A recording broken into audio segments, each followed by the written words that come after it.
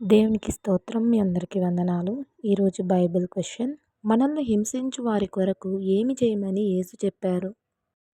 ఏ. వారిని క్షమించాలి. బి. వారిపై కోప్పడాలి. సి. వారి కొరకు ప్రార్థించాలి. డి. వారిని విడిచిపెట్టాలి.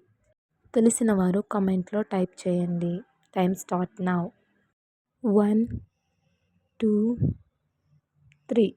జవాబు: వారి కొరకు ప్రార్థించండి. మత్తయి సువార్త 5వ అధ్యాయం 44వ వచనంలో, నేను మీతో చెప్పున్నది ఏమనగా, మీరు పరలోకమందున్న మీ తండ్రికి కుమారులై ఉండునట్లు మీ శత్రువులను ప్రేమించండి, మిమ్మును హింసించు వారి కొరకు ప్రార్థన చేయుడి అని ఉంది. అంటే ఇక్కడ ప్రభువారు ఏమి చెప్తున్నారంటే, మనల్ని ప్రేమించిన వారిని ప్రేమించడం కాదు, కానీ మనల్ని బాధించే వారిని కూడా ప్రేమించడం క్రైస్తవ ప్రేమను చూపించడం.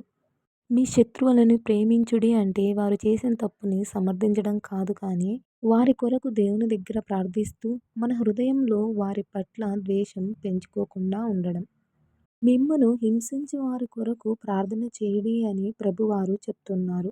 మనకు అన్యాయం చేసిన వాళ్ళని కూడా దేవుని చేతిలో పెట్టి వారికి కూడా దేవుని కృప, మార్పు కలగాలని ప్రార్థించే వరంగా ఉండాలి.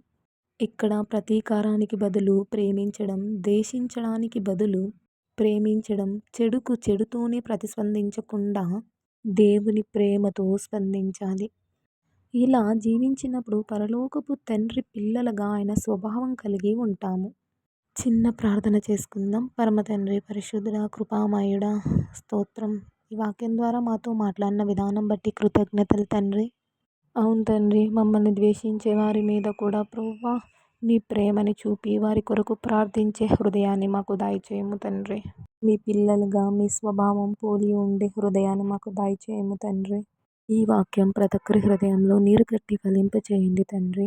ఇంకా ఎంతమంది రక్షణ లేదో రక్షణ దయచేయండి. ఇబ్బందులు, సమస్యల్లో ఉన్న వాళ్ళకి సహాయం దయచేయండి.